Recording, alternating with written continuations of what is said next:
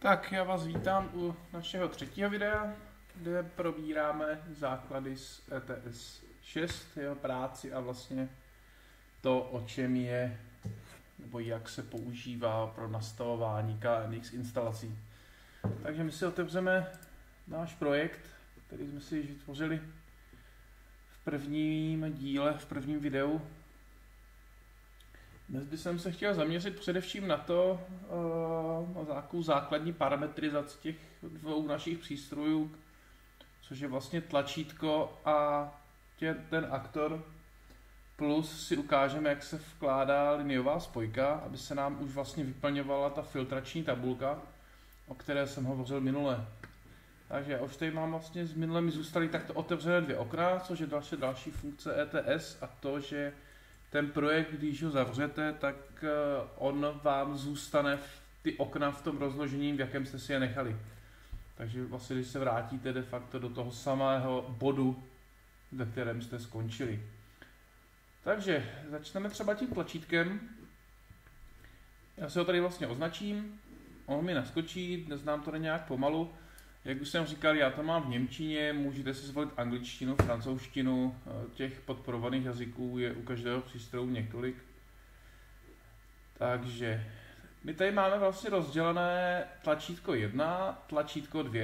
Já tady mám momentálně zvolenou funkci umschalten, což znamená vlastně, že to tlačítko ví, v jakém stavu se nachází ten daný aktor pomocí zpětné reakce nebo zpětné informace od toho aktoru, a ono jenom změní tu polaritu, řekněme. Když je zapnuto, tak ho vypne. Když je vypnuté, tak ho zapne. To je vlastně tady to. Jo? My teď máme vlastně dvě tlačítka samostatné, protože máme dvouklapku. My potom můžeme zvolit nahoru, dolů klasický vypínač. To já vám potom ještě ukážu.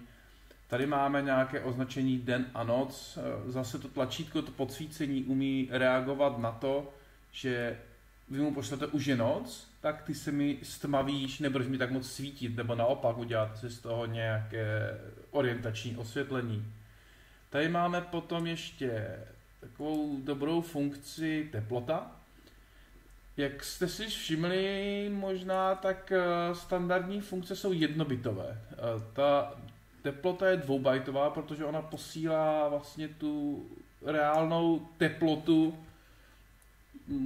do té sběrnice a vy potom nemusíte používat termostaty, ale můžete si koupit nějaký aktor, který už má v sobě tu funkci toho termostatu a vlastně vy mu jenom sdělíte z toho tlačítka, jaká je tam teplota, a on na ní zareaguje. Jo? Potom si tu teplotu můžete posouvat třeba na nějaké vizualizaci, nemusíte vůbec kupovat termostaty domů, protože dneska už hodně tlačítek a přístrojů obecně má možnost pracování s teplotou, s vlhkostí. Je to opravdu na volbě každého, jaký si zvolí ten KNX prvek.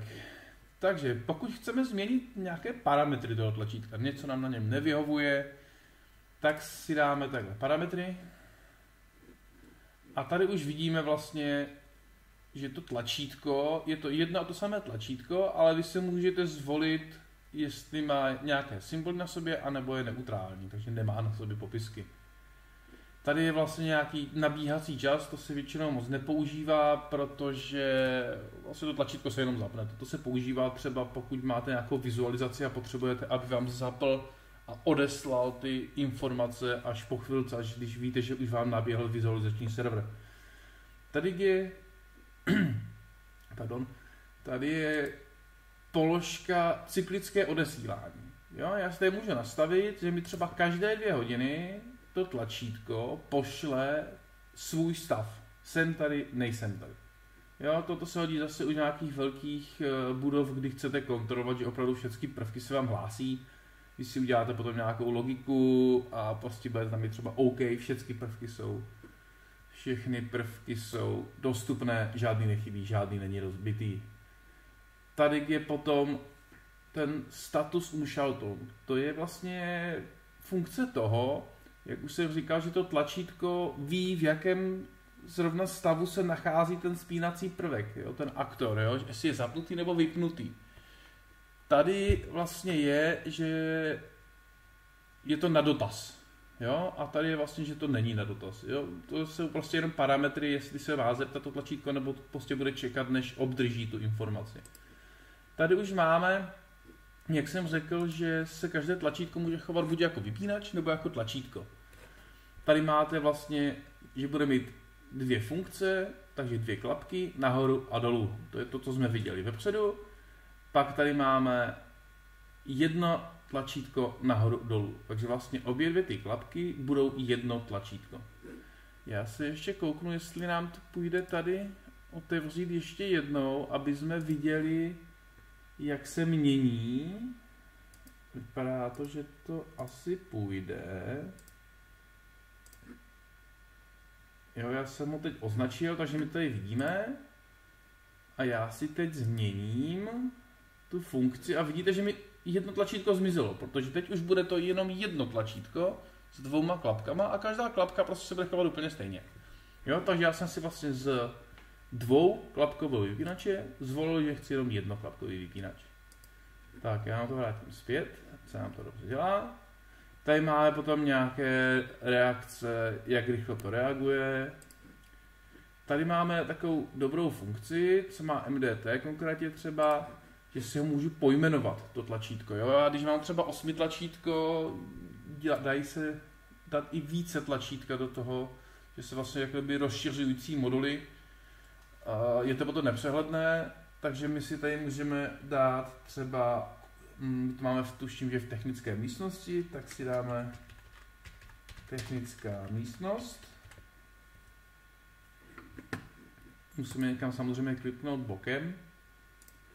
A už ho máme pojmenovaný. Jo? A tady už mi nesvítí, že to je jenom tlačítko, nebo jenom vypínač, ale přejmenovalo se by. Já furt vidím, že to je prostě ta jedna klapka, ale už ji mám pojmenovanou.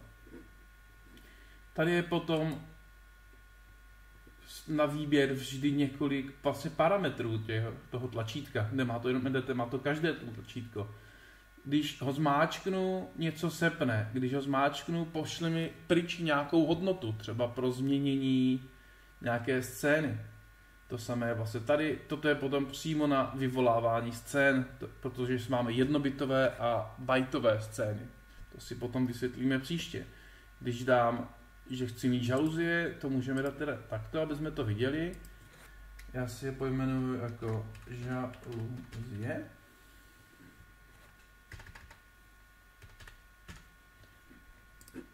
Tady si zvolím tu funkci těch žaluzí. Toto už je potom zase jenom nějaká polarita toho tlačítka. Tady nás víceméně, toto nám určuje rozdíl mezi krátkým a dlouhým stiskem. Protože krátkým stiskem já si vlastně můžu tu žaluzii, když jede, zastavit a dlouhým stiskem ji zase rozjet. Tím krátkým stiskem potom můžu nastavovat ještě nějaké kroky těch lamel. To si můžeme potom také někdy ukázat. Tady máme potom ještě nějaký extra dlouhý, třeba když ho podržím 10 sekund, tak se mi přepne do automatiky, nebo se mi ta automatika naopak vypne. A tady máme vlastně šper objekt, já jsem schopen to tlačítko zablokovat.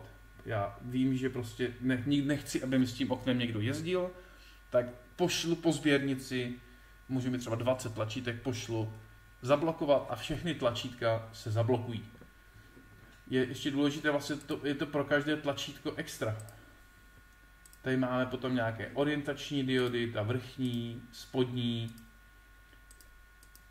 Některé tlačítka už mají i logiku v sobě zabudovanou, takže já si můžu vytvořit nějakou logiku toho domu. A tady už je to teplotní čidlo, které je vlastně aktivní v tom tlačítku. Já si ho samozřejmě můžu deaktivovat, abych neměl zbytečně tolik objektů. Hodí se to, protože někdy je opravdu těch parametrů strašně moc.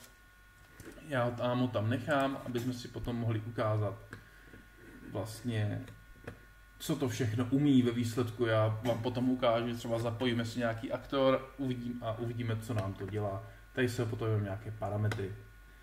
Tak, to je blok tlačítku. Koukneme se teď ještě na ten náš aktor, tam je toho opoznání míň, protože ten už vlastně jenom přijímá, ten už nic jiného nedělá, jenom přijme, sepne. náš umí ještě i měřit. Já nám ho tady zase otevřu. Takže tady máme zase čas spuštění toho aktoru. Jak jsem říkal, to je důležité třeba když máte vizualizaci. Tady máme nějaké to cyklické posílání našeho stavu. My si dáme, aby nám ho posílalo každou hodinu. Já tady mám ještě dané, že se nám zvýrazňují ty změny, aby jsme viděli vlastně, oni se dají takhle jednoduše vypnout. Tak, tady máme potom ruční ovládání. Na tom některé ty aktory mají na sobě tlačítko a já jsem schopen si to na tom aktoru přepnout. To ovšem jde jenom tehdy, pokud mám, že to je povoleno. Jo, já ho můžu taky zakázat, anebo ho můžu zablokovat přes zase nějakou adresu. Tady je potom, aby nám ty ledky pořád nesvítily třeba a takové věci. Tak. U každého aktoru si musíme vlastně zvolit, co chceme, aby nám dělal ten aktor. Já když vím, že použiji třeba jenom polovinu toho aktoru, tak si můžu takto ty jednotlivé kanály zablokovat. No nám to sice bude chvilku trvat, ale bude to určitě lepší pro... Teď nám to nějak jede strašně pomalu ten počítač. Takže já je takhle zablokuju.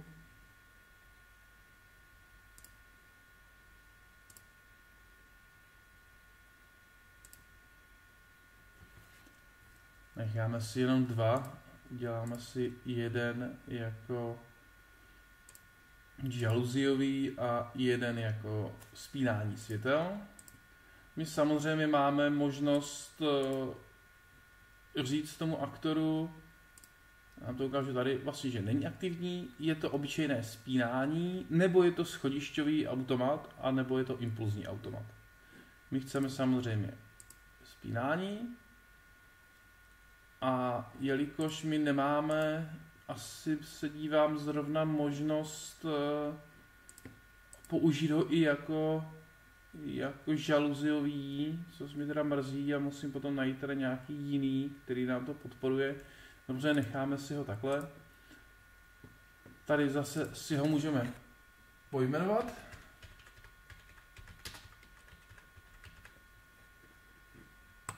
Kde jsem na něho klikl a tady se mi opět změnil název toho kanálu na technická místnost.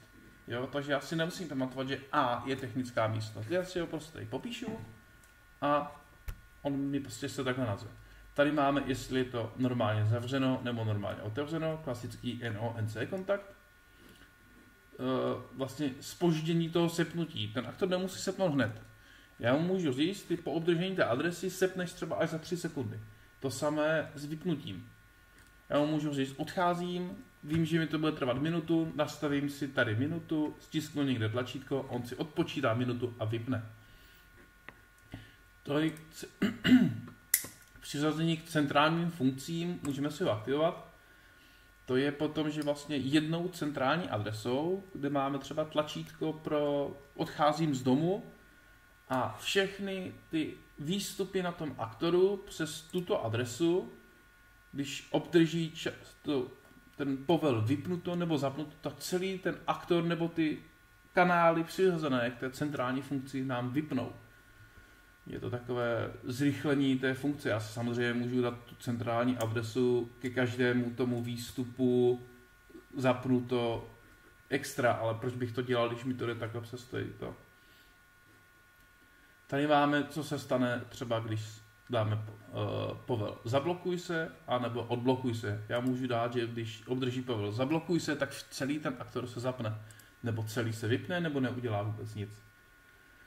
Tady je potom nějaký, pokud se nám ztratí ten KNXový bus, prostě umí to na sebe nějakým způsobem reagovat na ztrátu toho napájení řídícího. Tady máme zase nějaké logické, tady máme scény, jak už jsem mluvil, já nám je rovnou zapnu. Tady máme potom i spínání, že ten aktor zjistí, že je zatížený, tak sepne. Umí ten aktor i počítat, jak dlouho je zaplý. Jo, já tady zase můžu aktivovat. Můžeme si to potom někdy ukázat.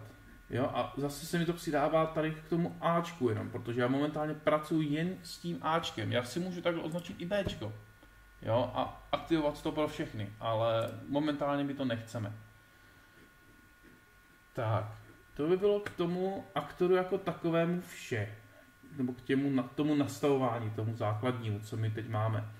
Já jsem vám ještě říkal minule, že vám ukážu tu liniovou spojku, která je celkem důležitá jednak skrz zabezpečení, zjednodušení diagnostiky a celkově prostě lepší si je tam dávat. Používá se to i jako zesilovač napětí, protože každá spojka potřebuje svůj vlastní zdroj, takže ona je napájená z hlavní větve jedním zdrojem, ale to, co je za tou spojkou, už je napájeno z jiného zdroje, takže já vlastně můžu mít víc přístrojů, protože už je to vlastně zase další zdroj. Takže já použiju zase od MDT liniovou spojku, což je LK00103, pokud si dobře pamatuju. Ono se nám to takhle hezky vysvětlovalo. Ty liniové spojky už mají tu funkci toho zabezpečení, jak jsem o ní mluvil. Už je to nějaký zabezpečený prvek podle nějakého standardu. Nemusí se používat. Jo? Já nám ho takhle vložím. A on se mi teď zeptal, pokud chcete používat tu bezpečnostní funkci té komunikace, musíte pro ten projekt zvolit heslo, bez toho vás to dál nepustí. Já ji používat nechci, takže já dám prostě takhle zrušit. Ona se mi naimportuje a tady vidím, že není aktivní ta funkce toho zabezpečení, je deaktivována. Já ji můžu potom ve výsledku takhle aktivovat, ale bude to po mě chtít to heslo. Jo, tady se potom vkládá certifikát toho přístroje, když budeme mít to heslo, já mu tam nebudu dávat, aby se nám to zbytečně potom nekomplikovalo, ale vy si prostě potom vložíte nějaký certifikát, on vám vytvoří už nějaké to heslo, ukážeme si potom export tady těch certifikátů. Bez toho certifikátu nikdo s tím projektem nic neudělá. A označíme si ho, že je v editaci. Budu vědět, že to je rozpracovaný prvek, tak jak jsme si to udělali u těch tlačítek. Ta liniová spojka jako taková nemá moc co nastavovat v sobě. Jo. Tady je zase nějaká manuální funkce, vypínání té manuální funkce po uplynutí 1 hodiny. Nás zajímá každopádně tyto dvě položky. Toto znamená, že je to z hlavní linie do té linie za tou spojkou. Já můžu dát, že jsou filtrovány všechny adresy, tím pádem tou spojkou projde jen to, co chci. To, co tam musí projít. To už si vlastně dělá potom to ETS samo, tu filtrační tabulku. Ono ví, že že adresa třeba 001 musí projít skrz, protože mi spíná i nějaký prvek v jiné linii, takže ona se prostě vloží a přes to prostě projde přes tu spojku. Můžu si dát, že jsou úplně zablokované ty adresy, nepropustí mi to vůbec nic. To se používalo třeba, když jsem dělal banku, že z jednoho patra se nedalo dostat do druhého patra. Tady je vlastně, že ty skupinové adresy a fyzikální adresy. Skupinové projdou, fyzikální projdou všechny, fyzické jsou filtrovány tou filtrační tabulkou, anebo jsou všechny filtrovány. Individuální jsem nedělal ještě, to může to hodně o nastavování. A tady máme vlastně potom parametr v opačném směru, jo, z té nižší linie do té vyšší linie. Tak, já myslím, že k tomu vysvětlení vlastně, jak probíhá parametrizace těch přístrojů, je to asi tak všechno, je to opravdu jen taková klikačka, není to složité, jak si každý myslí. Já furt nechápu, proč si někdo myslí, že nastavování KNX projektu je strašná věda. Jediné, co jsem nám teda ještě neudělal, tak nechal jsem nám tady ten standardní název, já je nepoužívám, já si označuji prvky v projektu tak, aby mi seděly s prvkami v plánu, takže AK1, LK1, vím, že prostě LK jsou liniové spojky, jakože linien kopla. A ještě jsem nám tady nedal, že je v rozvaděči.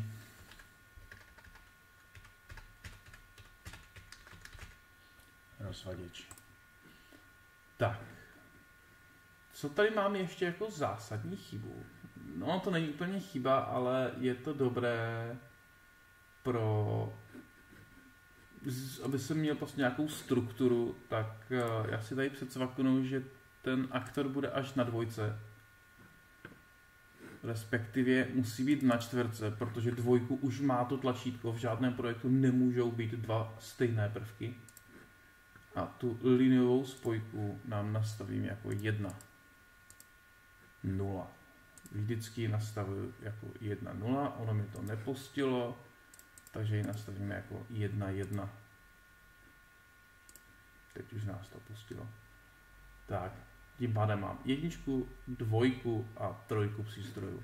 Je to zase jenom o tom zjednodušení. Potom, když budu mít další větev, tak už to nebude spojka 1, 1, 2, ale bude to třeba spojka 1, 2, 1. To už je vlastně to, jak nám prochází ty adresy z jedné linie do druhé. Je to vlastně zase jenom nějaké rozsortování těmi adresami. Takže já si myslím, že pro dnešek by to asi stačilo, že těch informací možná bylo trošičku více. Příště si ukážeme nějaké přiřazování těch adres a už v práci s těmi adresami jako takovými, tu parametrizaci, nastavování těch adres a dolaďování, aby nám to všechno krásně chodilo.